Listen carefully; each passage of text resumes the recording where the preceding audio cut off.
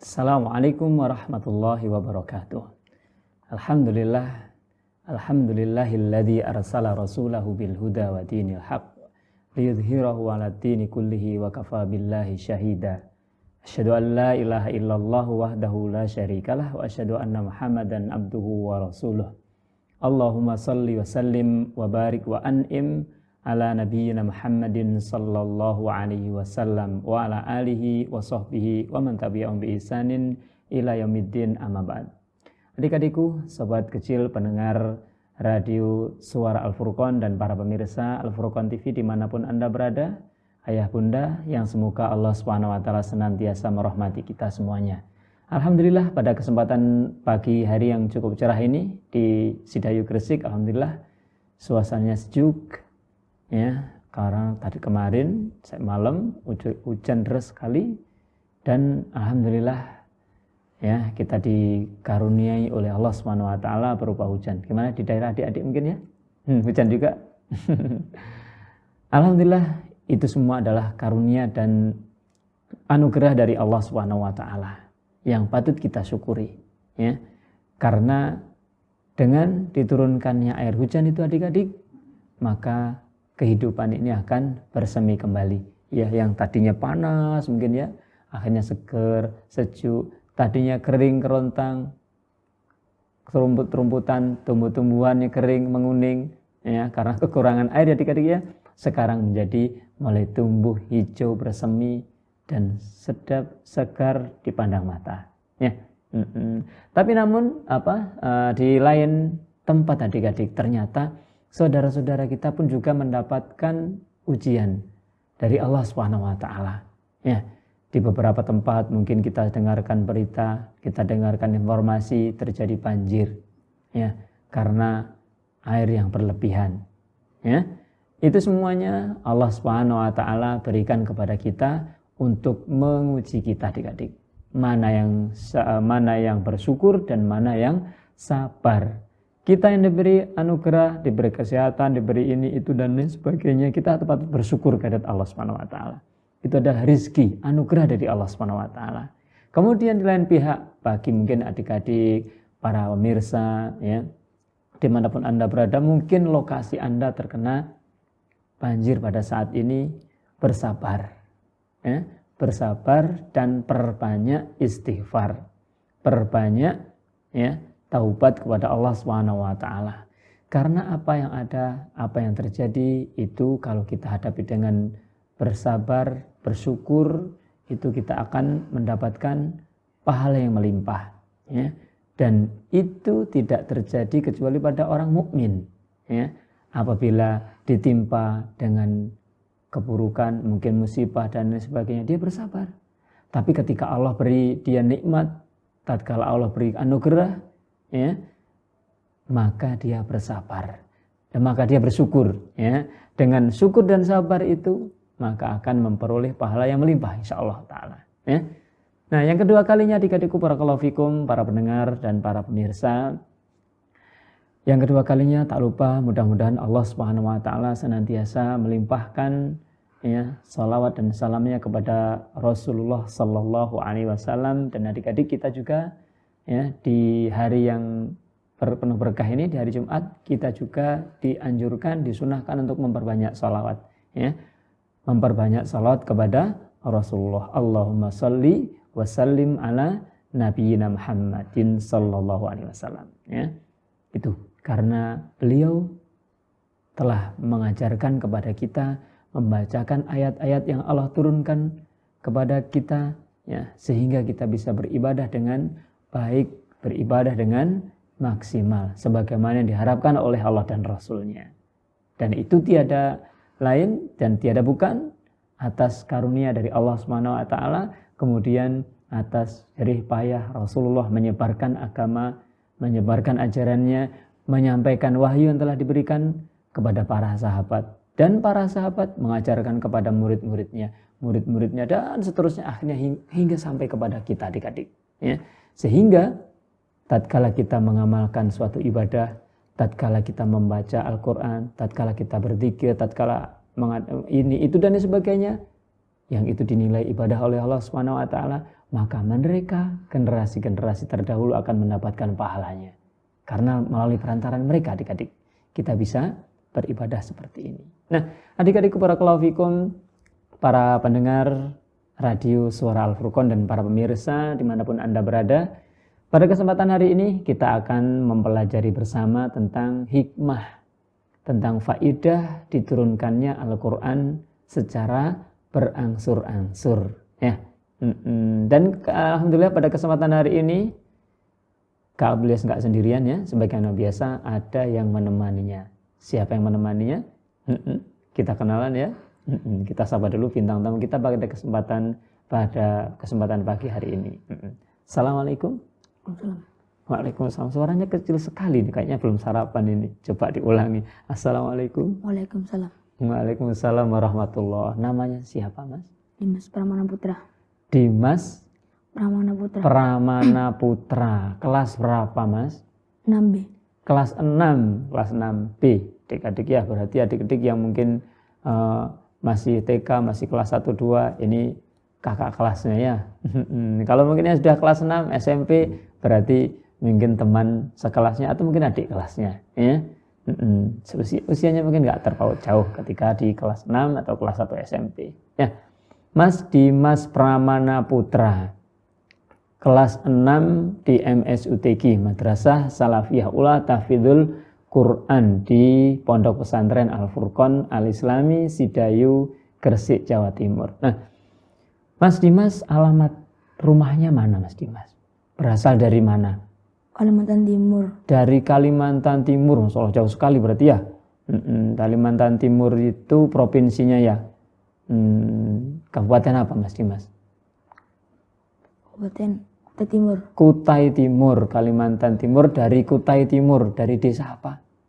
Desa Tanah Abang. Tanah Abang. Tanahnya warnanya merah gitu ya? Lah kok disebut Tanah Abang?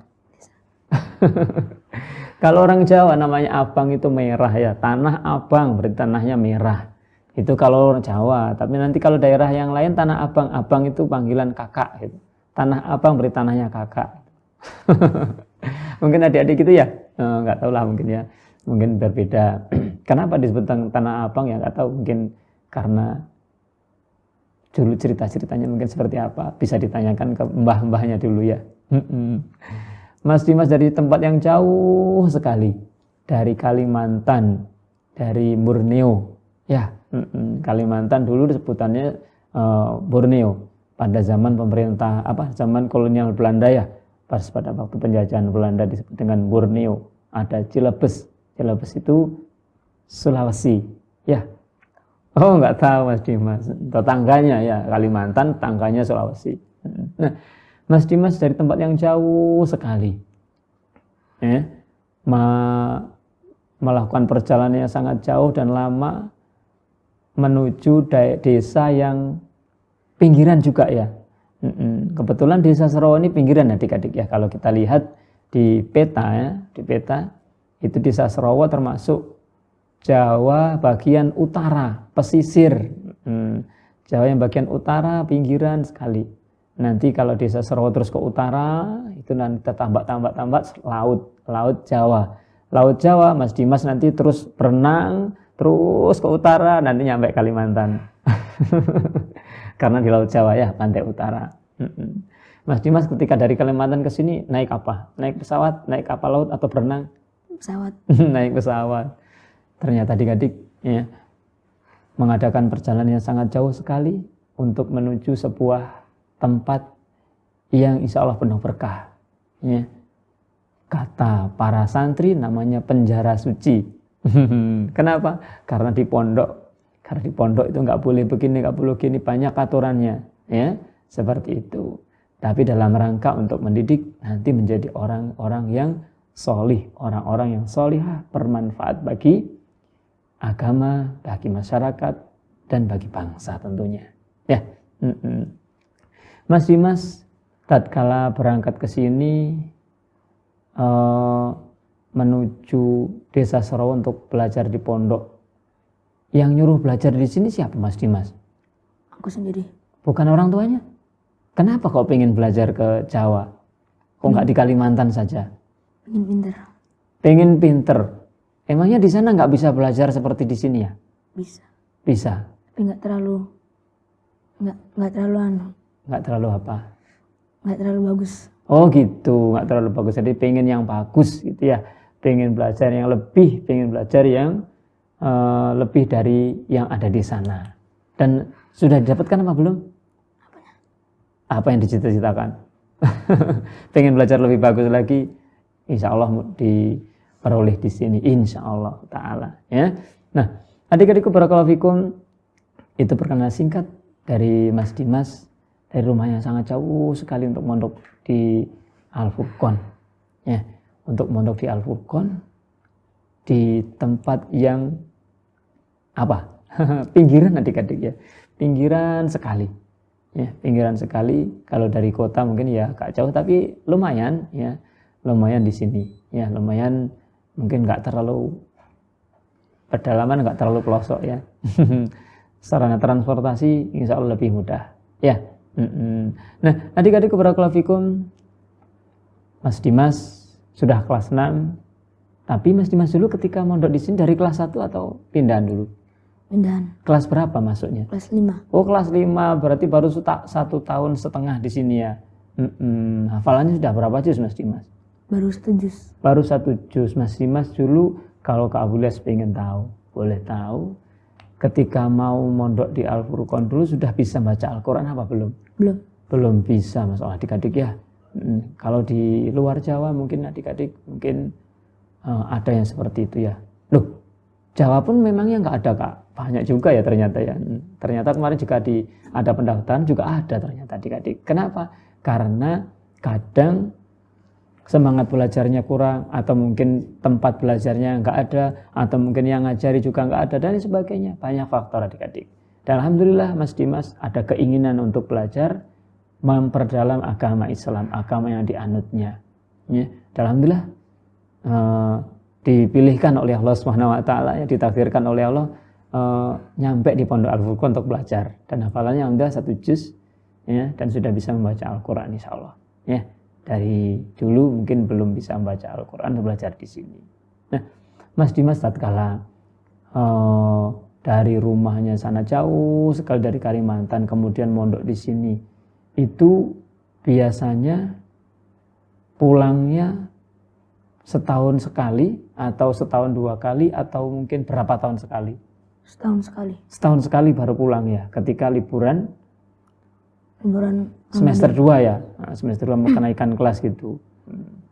Berarti setahun nggak pernah ketemu sama bapak dan ibunya. Rasanya gimana? Rasanya gimana? Sedih atau mungkin biasa saja? Sedih. Sedih tapi terhibur ya, karena kita belajar dengan teman-teman, kemudian banyak belajar ini itu, kegiatannya juga banyak, sehingga mungkin perasaan sedih, perasaan kangen sama orang tua mungkin juga terobati. Mas Dimas mondok di sini sendirian, maksudnya dari daerahnya sana, atau mungkin ada teman, atau mungkin keluarga juga? Ada. Siapa? Kalimantan. Cari sama-sama Kalimantan juga. Mondok di sini. Siapa? Hamam, terus Hasan. Oh iya, Hamam, Hasan dari Kalimantan juga, meskipun rumahnya dekatan. Beda kabupaten. Atau sama-sama Kalimantannya saja. Ya. Sama-sama Kalimantan lebih jauh ya adik-adik ya.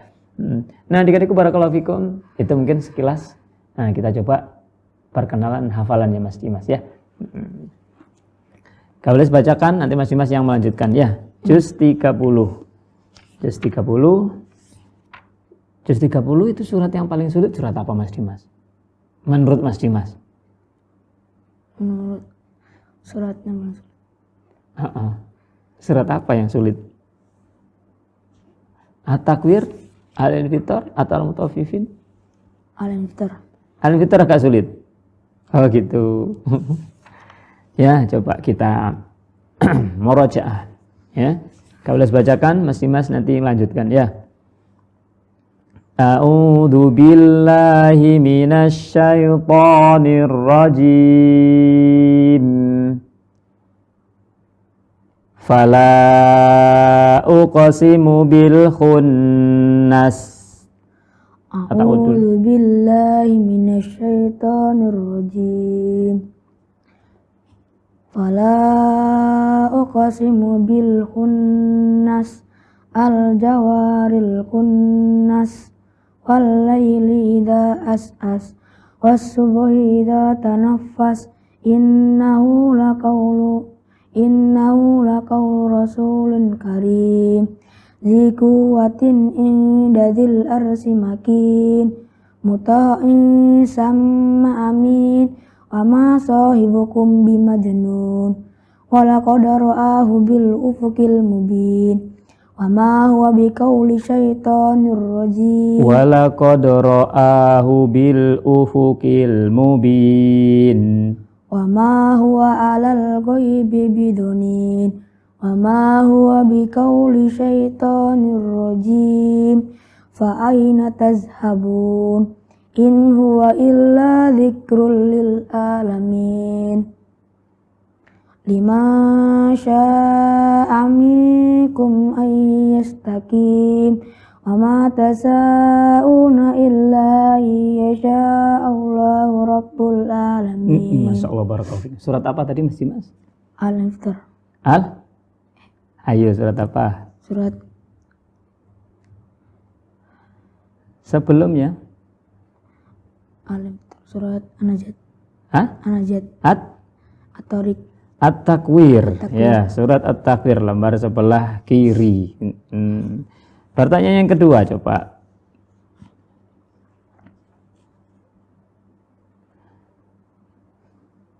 Wa ma naqamu minhum illa ayyuminu billahil azizil hamid.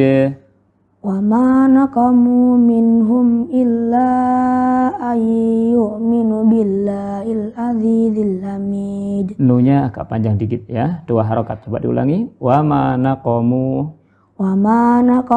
minhum illa ayyuminu billahil azizil hamid.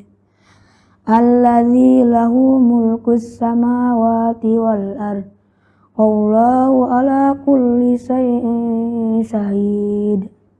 Innal ladzina fatanul mu'minina wal mu'minati summa lam yatubu falahum azabu jahannam wa lahum azabun hariq. Cukup, barakallahu fiik. Surat apa? Al-Buruj.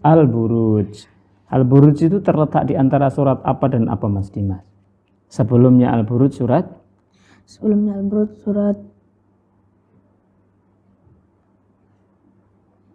Al-Buruj lembar sebelah kiri, lembar sebelah kanannya surat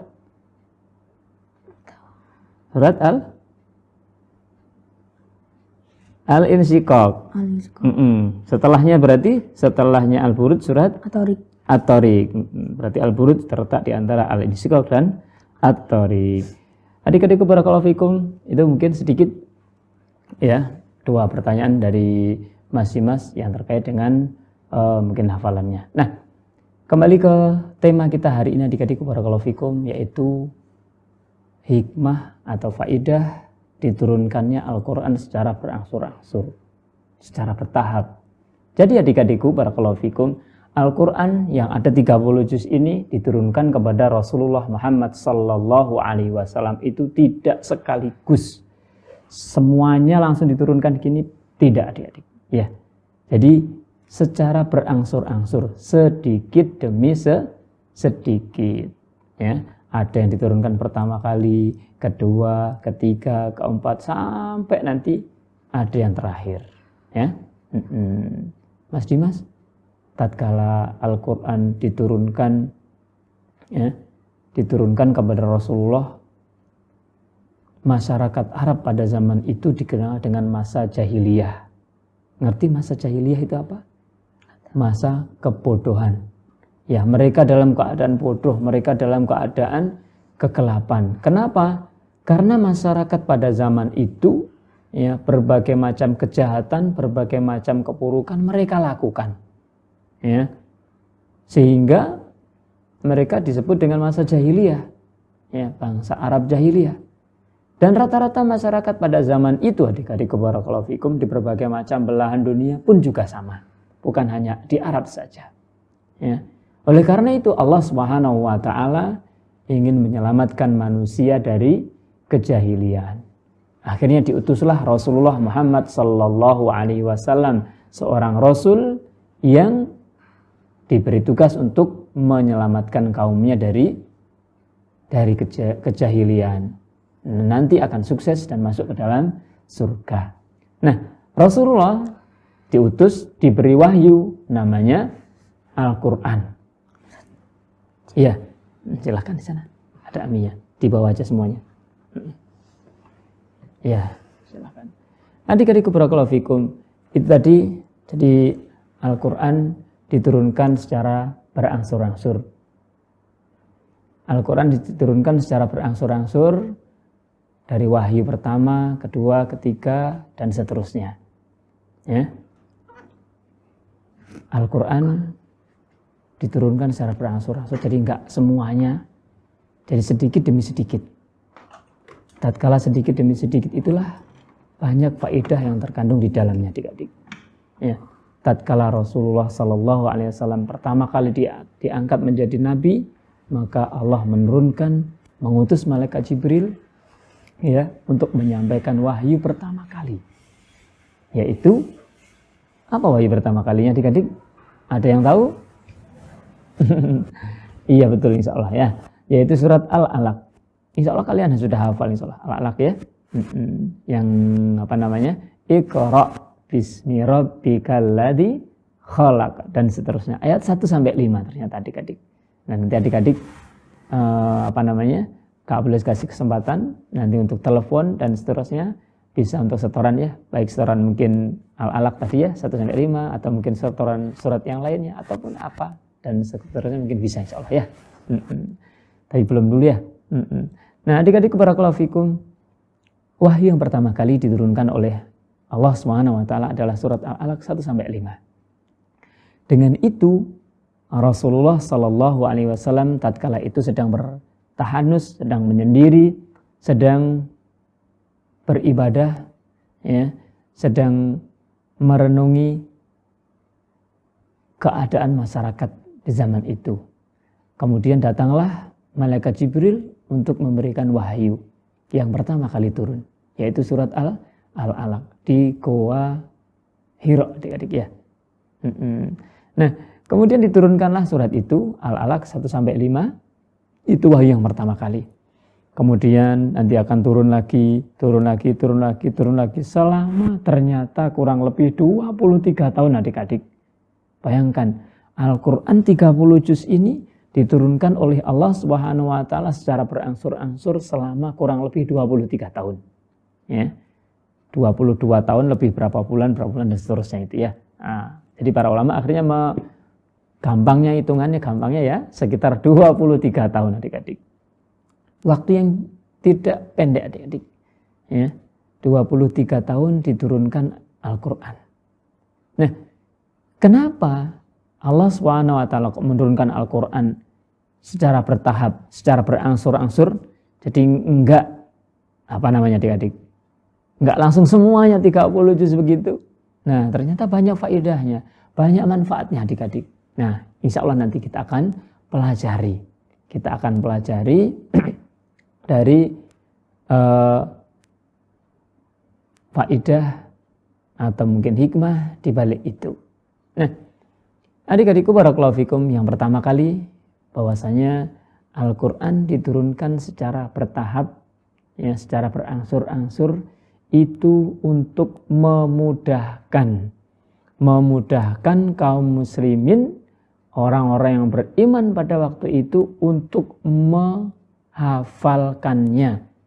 Nah, untuk menghafalkan dan mengamalkannya, adik-adik. Nah, dan dari situ adik-adik kita bisa mengambil pelajaran yang sangat berharga sekali. Jadi tatkala kita ingin menghafalkan sesuatu, hafalkanlah sedikit demi sedikit. Tatkala sedikit demi sedikit, nanti insya Allah lama-lama akan menjadi bukit, adik-adik. Jadi banyak sekali. Adik-adik pernah lihat gunung? Emangnya gunung itu terbuat dari apa coba? Batu besar satu? Enggak, adik.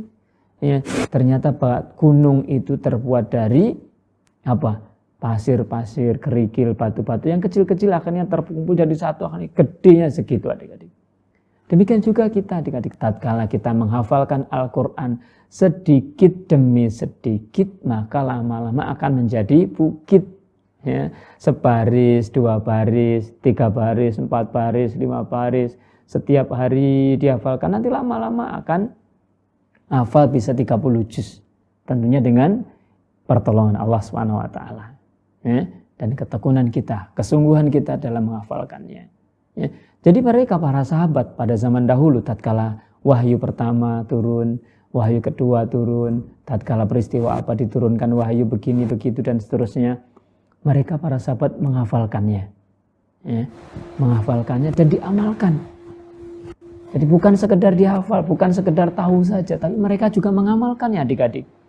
Nah, kita pun juga demikian. Tatkala kita belajar, tatkala kita menghafalkan Al-Quran, ternyata tatkala kita menghafalkan Al-Quran, kita diajari maknanya, diajari maksudnya, ya, maka kita juga harus berusaha mengamalkannya, ya, berusaha mengamalkannya. Ya, misalnya apa? Ya, tatkala kita bertutur kata, mengucapkan sesuatu, ngomong yang baik, kemudian tatkala kita bertingkah laku pun juga bertingkah laku yang baik. Tatkala kita mungkin ini itu dan seterusnya, kita juga yang baik, ya, seperti itu. Kemudian adik-adik barakallahu fikum, itu sedikit mungkin tentang faedah diturunkannya Al-Quran. Ya, satu, untuk memudahkan kita kaum muslimin, para sahabat untuk menghafalkannya dan mengamalkannya. Ya, tatkala sedikit diturunkan itu lebih mudah. Ya, sedikit diamalkan, dipelajari dan seterusnya.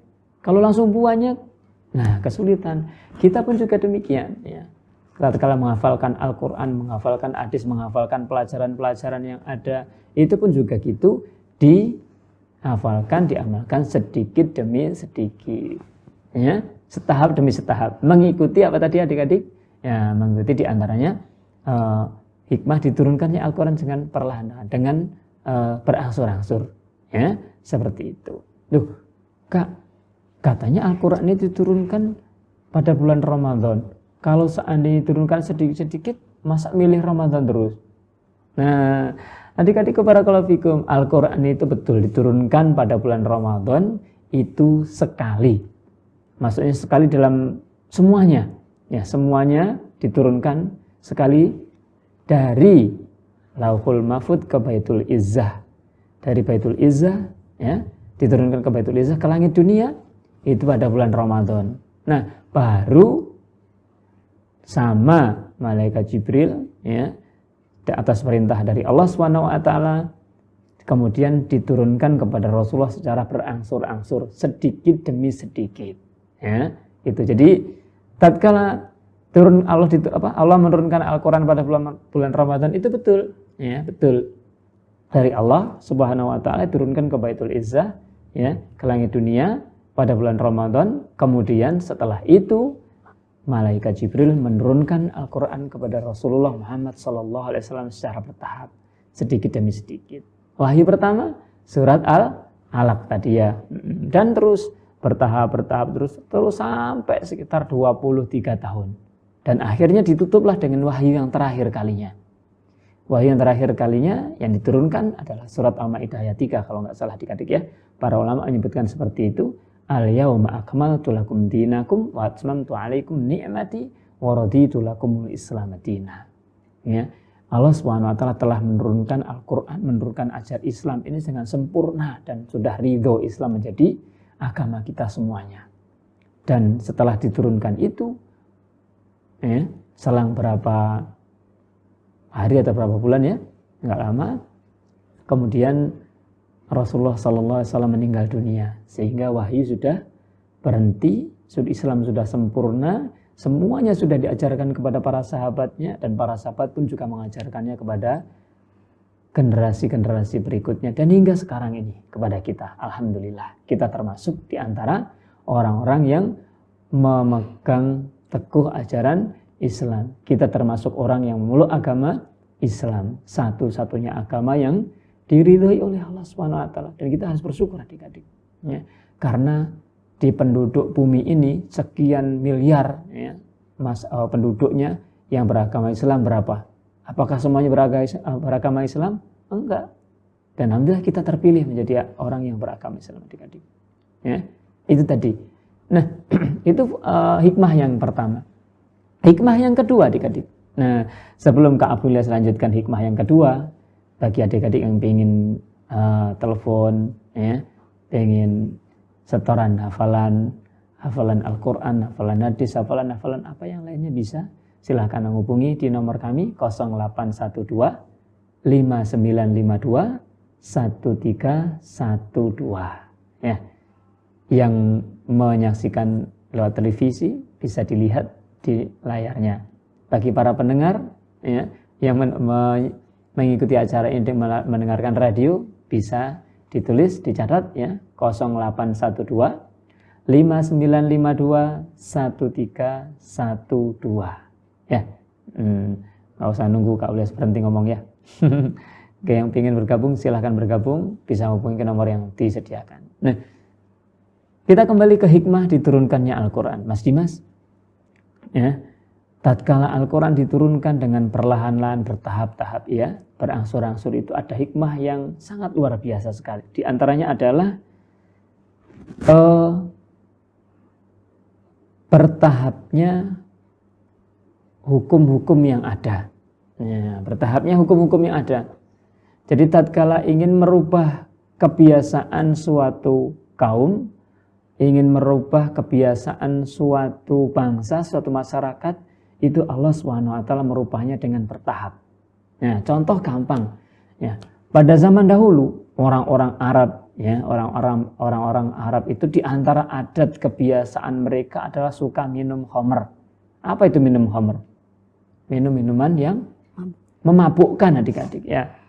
Itu kebiasaan mereka seperti itu. Mungkin hampir setiap hari, setiap saat mereka minum minuman ya, minuman khamr, minuman keras seperti itu sehingga mereka bisa mabuk. Nah, itu adalah kebiasaan yang sudah mereka lumrah mereka laksanakan setiap hari pada waktu itu. Setiap hari, setiap saat. Nah, padahal dalam Islam itu termasuk perbuatan yang jahat, perbuatan yang enggak baik.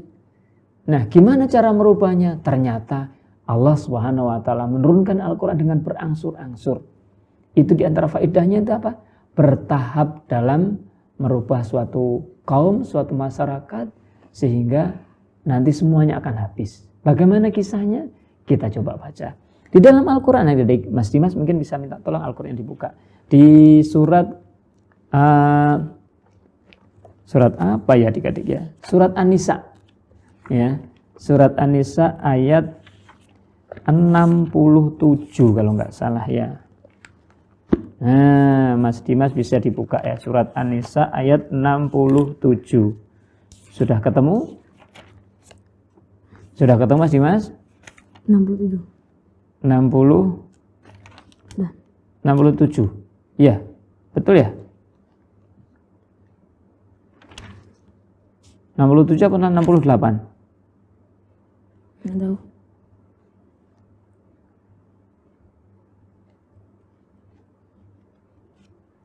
Sebentar. Kak Abdul tadi lupa ya. Surat An-Nisa, surat An-Nahl adik-adik lupa. Surat An-Nahl itu surat 16. Nah, surat 16 itu An-Nahl sebelumnya surat Al-Isra. An-Nahl ayat 67. Sudah ketemu Mas Dimas? Sudah? Dibaca coba. Wa min samaratin nakhili ya. Yuk, a'udzubillah. A'udzubillahi minasyaitonir rajim.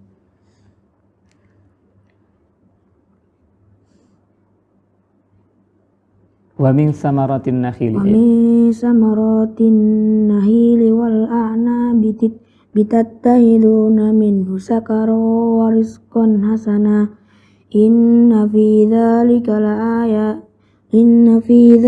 laayatan liqaumin yaqilun.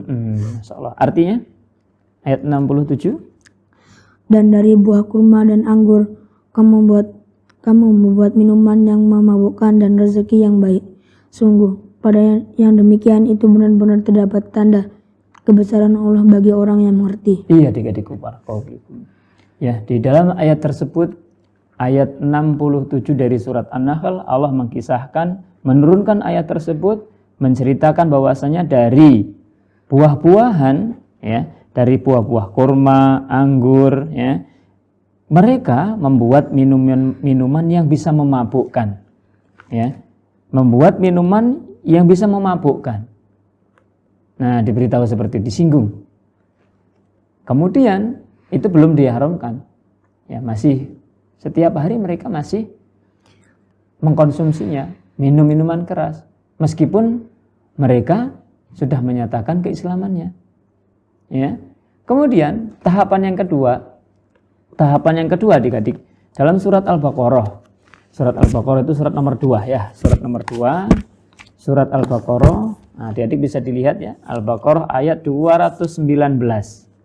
Ya. Juz berapa nih ya? 219 itu juz 2 kalau nggak salah adik-adik ya. Juz 2. Ya, 219. Jadi mereka bertanya akhirnya.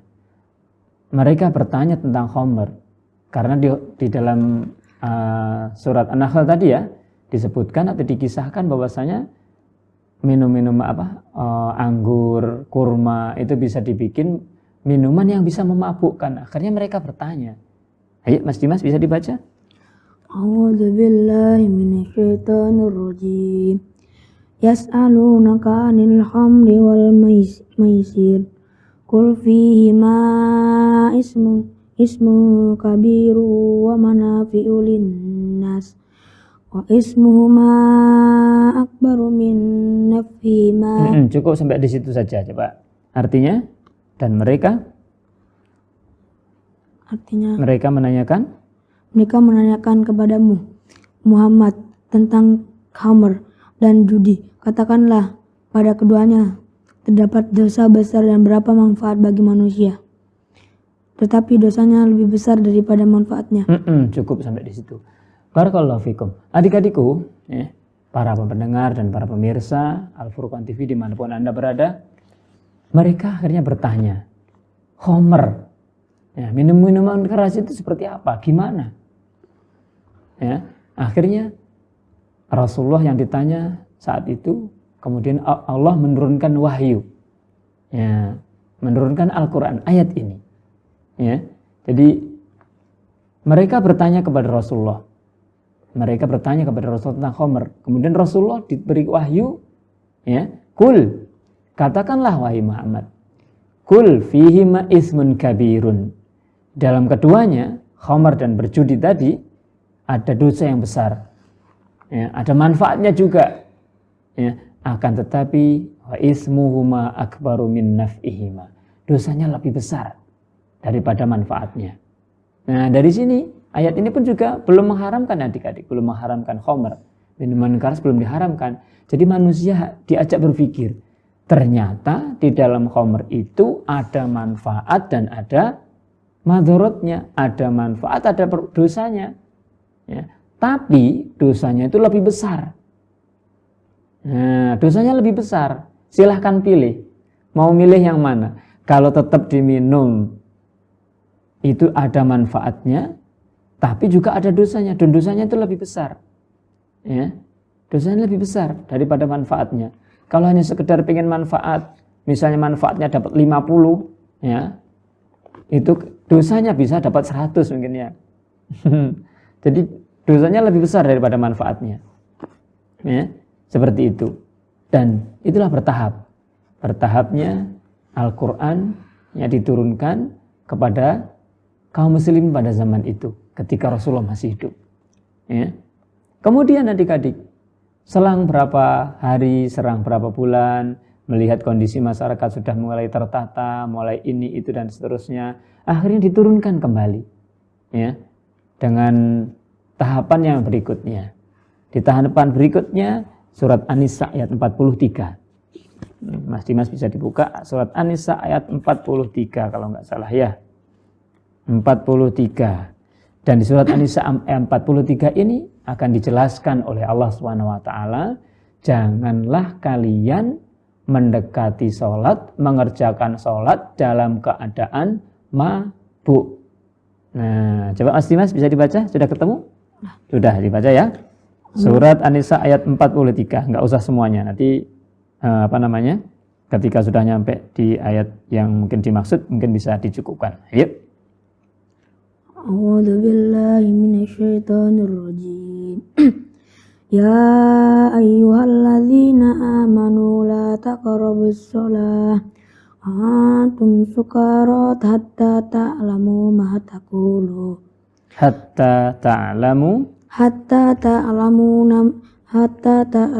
ma taquluna wala junuban illa abiri sabilin hatta tasilu. Cukup sampai di situ saja ya. Artinya, wahai orang-orang beriman, wahai orang yang beriman, janganlah kamu mendekati sholat ketika kamu dalam keadaan mabuk sampai kamu sadar apa yang kamu ucapkan. Sudah sampai situ aja dulu. Jadi Allah akhirnya menurunkan ayat berikutnya. Ya ayyuhalladzina amanu la taqrabus sholata wa antum sukara hatta ta'lamu ma taqulun. Wahai orang-orang yang beriman, janganlah kalian itu mendekati sholat, janganlah kalian itu mengerjakan sholat sedangkan kalian dalam kondisinya mabuk, ya. Nah, akhirnya mereka tatkala turun ayat itu, adik-adikku barakallahu fikum, mereka orang-orang yang beriman pada zaman itu mulai berpikir, masih boleh minum tapi belum apa? Masih boleh minum khamr tapi waktunya akhirnya dibatasi. Kalau misalnya habis zuhur, habis zuhur mau minum khamr, nanti antara zuhur dengan asar waktunya nggak panjang. Nanti waktu masuk sholat asar masih mabuk, nggak boleh. Nah, akhirnya mereka nggak minum khamr. Antara asar dengan maghrib, setelah asar mau minum khamr, nanti menjelang maghrib, waktunya juga pendek. Nanti masih mabuk ketika maghrib. Setelah maghrib mau minum khamr, kemudian sebentar lagi isya dan seterusnya. Habis sholat isya sampai subuh waktunya panjang. Habis subuh sampai zuhur waktunya juga panjang. Jadi mereka waktunya semakin diperpendek untuk minum khamr. Ya, masih boleh minum khamr, tapi jangan sholat kalau dalam keadaan mabuk. Ya, seperti itu.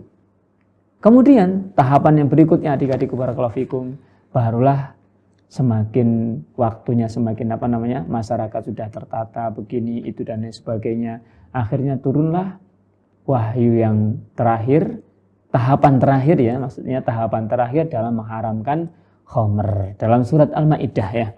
Surat Al-Maidah ayat 90 kalau nggak salah adik-adik ya. Al-Maidah itu surat nomor 6. Surat nomor 6 ayat 90.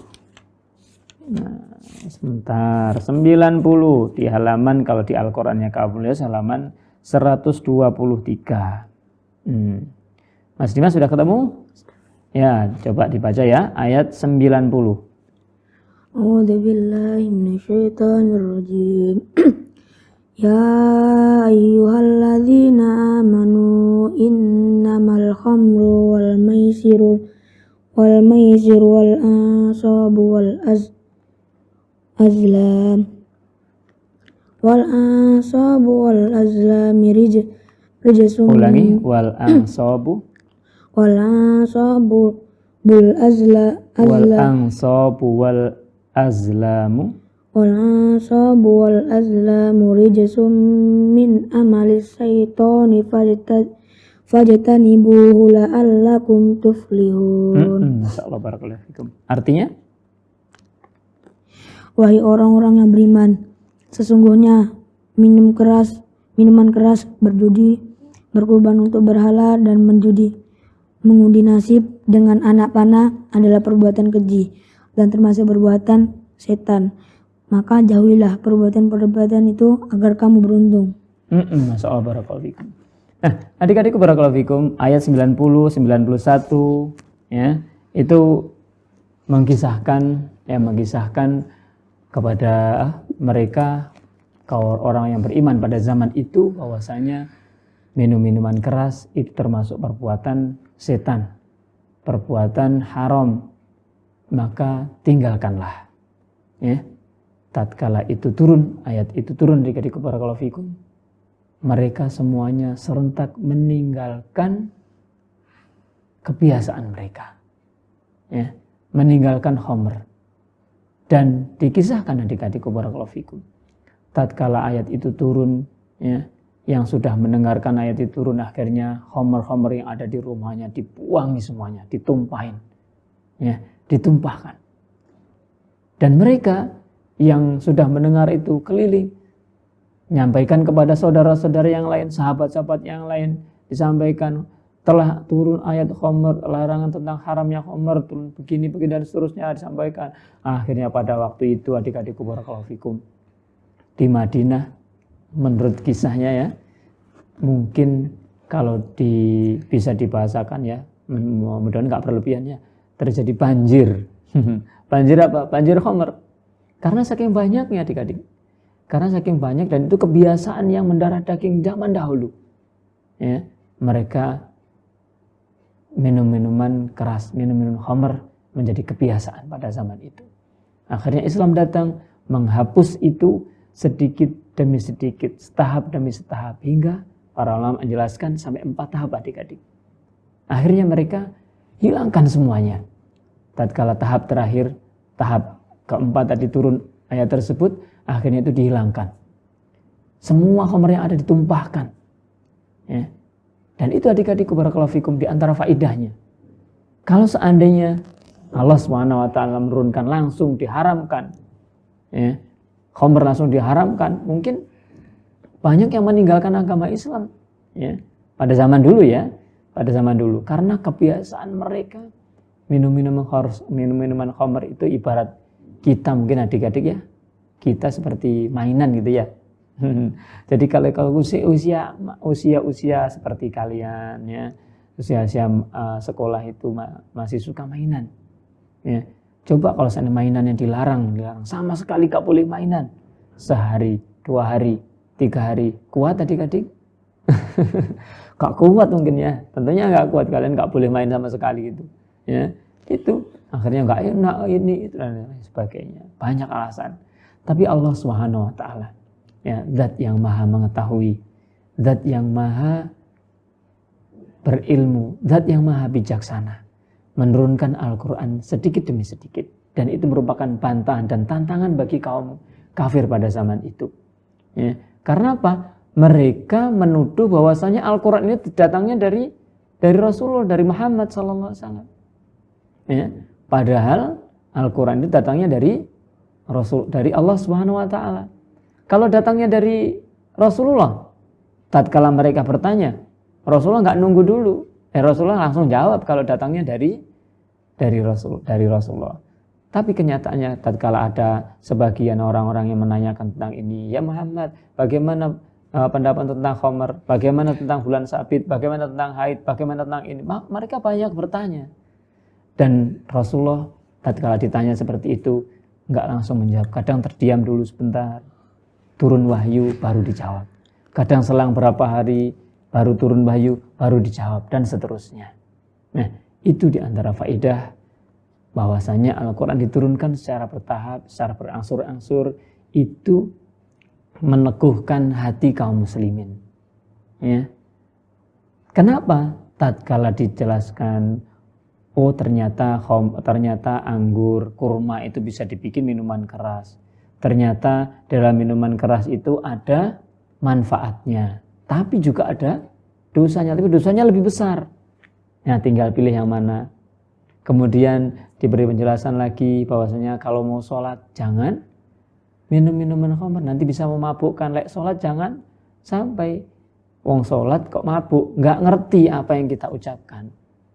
karena mabuk, ya, nggak sadar akalnya. Kemudian baru tahap yang terakhir diturunkan Al-Quran bahwasanya khamr itu adalah rijs, ya, itu termasuk perbuatan haram, perbuatannya setan, dan jauhilah oleh kalian orang-orang yang beriman. Itu hatinya sudah mantap, mereka dengan tenang, dengan segera mereka langsung mengerjakan perintah tersebut, nggak menunda-nunda, ya, nggak menunda-nundanya. Dan ini terbukti adik-adik yang seperti Kak Wil sampaikan tadi, Madinah pada waktu itu bisa dikatakan banjir khamr, ya, karena setiap rumah yang punya itu langsung ditumpahkan dan seterusnya, akhirnya banjir, ya. Banjir meskipun banjir ini nggak seperti di Kalimantan sekarang ini ya, tidak seperti di mana, di Malang. Di Kalimantan juga banjir. Mas Dimas rumahnya juga kebanjiran? Enggak tahu. Apinya lama nggak telepon? Ya mungkin nanti hari Jumat telepon ya, tanyakan kabarnya banjir apa enggak di sana ya. Karena menurut informasi di Kalimantan juga terjadi banjir ya. Mudah-mudahan adik-adikku barakallahu fikum, kaum muslimin dimanapun Anda berada, yang mungkin di daerahnya terjadi bencana, mungkin ada musibah, banjir, bersabarlah, ya, bersabar dan senantiasa berharap pahala dari Allah Subhanahu wa taala. Ya, perbanyak istighfar, perbanyak taubat, mudah-mudahan dengan musibah yang ada bisa menghapuskan dosa dan meninggikan derajat. Dan kita adik-adikku barakallahu fikum, mungkin di daerah-daerah yang aman, ya, di daerah-daerah yang nggak terkena banjir, bersyukur dan senantiasa waspada, ya, bersyukur dan senantiasa waspada. Jangan merasa aman dari apa? Dari ujian dan cobaan dari Allah Subhanahu wa taala. Ya, mereka dulu juga mungkin nggak membayangkan akan terjadi banjir, ya, seperti itu. Jadi kita apapun keadaannya bersyukur dan bersabar, ya. Kalau kita bersyukur dan bersabar, hidup ini akan tenang insyaallah taala. Dan itu adalah resep yang diberikan oleh Rasulullah Muhammad sallallahu alaihi wasallam. Nah, adik-adikku barakallahu fikum, mungkin sampai di sini dulu perjumpaan kita pada kesempatan hari ini. Mas Dimas, mungkin terakhir kalinya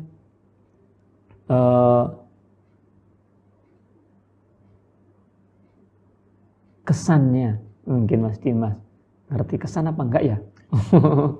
Mungkin Mas Dimas tatkala sudah belajar di Pondok Al-Furqon, rasanya bagaimana gitu? Ada perubahan apa mungkin pada Mas Dimas?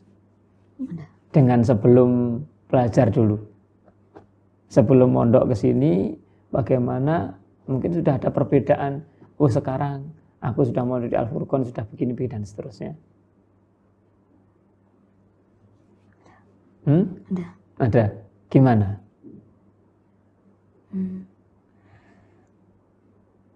Ya, tahu kisah-kisah, tahu ilmu agama,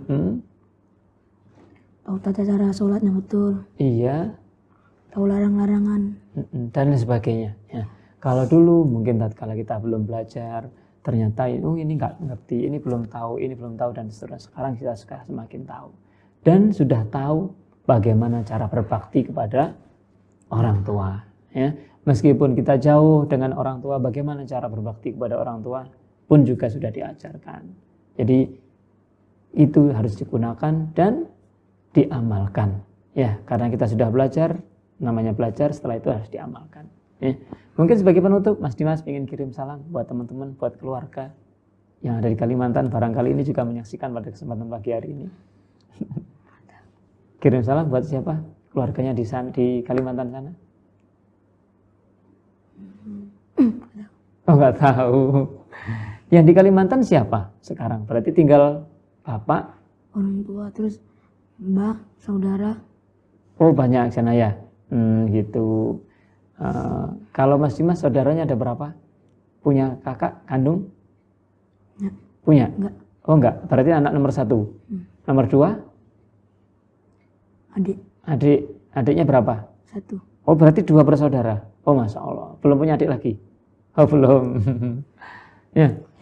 Mungkin gitu dulu adik-adikku barakallahu fikum. Mas Dimas, terima kasih jazakumullah khairan sudah menemani Kak Bilis dan adik-adikku semuanya dalam acara kegiatan hari ini, dan mudah-mudahan pertemuan kita mendapatkan berkah dari Allah SWT dan ditambahkan ilmu yang bermanfaat kepada kita semuanya. Dan insya Allah kita sambung kembali pada pertemuan yang akan datang dengan tema yang lain ya tentunya insya Allah ya adik-adik.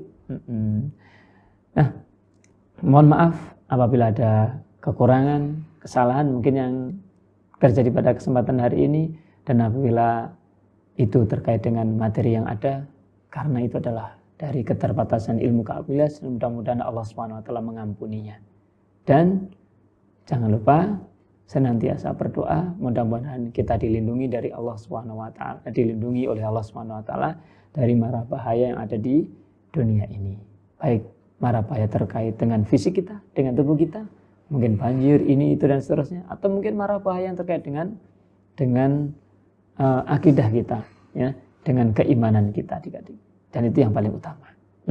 Ya. Sampai jumpa pada kesempatan yang akan datang insyaallah. Subhanakallahumma wa bihamdika asyhadu an la ilaha illa anta astaghfiruka wa atubu ilaik. Assalamualaikum warahmatullahi wabarakatuh.